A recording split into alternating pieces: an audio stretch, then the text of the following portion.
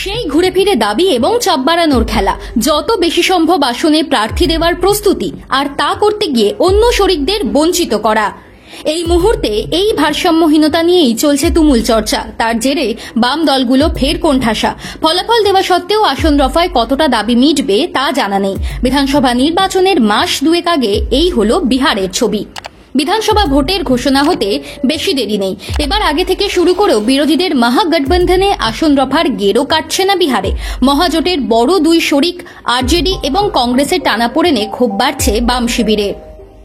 সূত্রের খবর, বড় দুই দল নমনীয়তা না দেখালে কিছু আসনে আগের মতো ফের বন্ধুত্বপূর্ণ লড়াইয়ের কথা ভাবতে শুরু করেছেন বাম নেতৃত্ব। তেজস্বী যাদবের দলের সঙ্গে কংগ্রেসের আসন রফার সূত্র এখনো চূড়ান্ত হয়নি। 5 বছর আগে আরজেডি 144 এবং কংগ্রেস 70টি আসনে লড়েছিল। সূত্রের খবর, কংগ্রেস এবার প্রথমে 55টি আসনের কথা বললেও রাহুলের যাত্রা সাফল্যের পরে অন্তত 76টি আসন দাবি করছে। তার মধ্যে আরজেডির জেতা কিছু আসনও আছে। আরজেডিও তাদের দাবি ছাড়তে নারাজ। এই টানাটানির মীমাংসা না হওয়ায় জোটে অন্যান্য দলের ভাগে কি জুটবে এখনো পরিষ্কার হচ্ছে না। বিহারে ভোটের অনেক আগে থেকেই সিপিআইএম এর লিবারেশন এবার 40টি, সিপিআই 24টি এবং সিপিএম 11টি আসন চেয়েছে।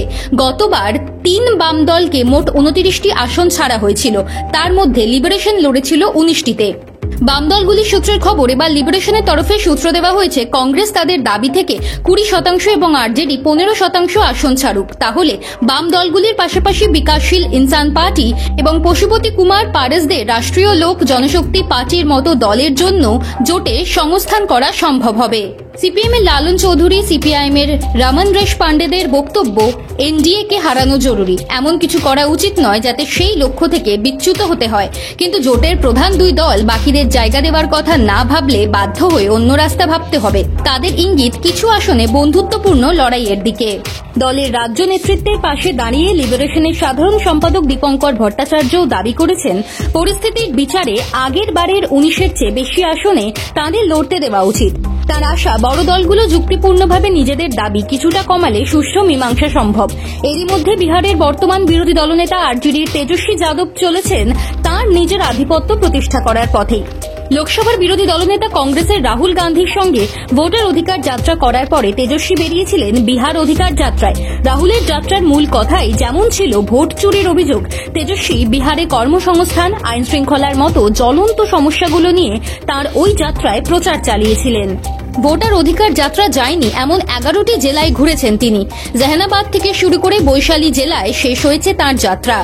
এবং সেই কর্মসূচি শেষে তেজস্বী আবার বলেছেন, বিজেপির কাছে মুখ্যমন্ত্রীর মুখ নেই, তারা জেডিইউ এর নেতাকেই সামনে রাখতে বাধ্য হয়েছে। আমাদের অবস্থা তো সেরকম নয়, আমরা কেন মুখ্যমন্ত্রী পদের জন্য মুখ সামনে রাখবো না?